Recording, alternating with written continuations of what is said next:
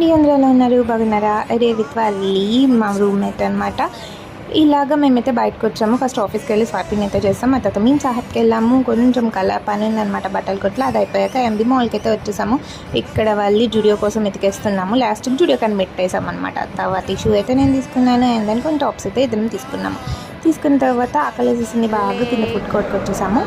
Food ప్యారడైజ్లో అయితే order పెట్టేసాము. Order పెట్టాం, వస్తుందని చెప్పారు, ఇంకా రావట్లేదు. బిర్యానీ కోసం వెయిటింగ్ ఫ్రెండ్స్. మేము ఆర్డర్ పెట్టిన food biryani and puffs and coke, Thums Up and then తినేసాక ఐస్ క్రీమ్ అయితే తినేసాము.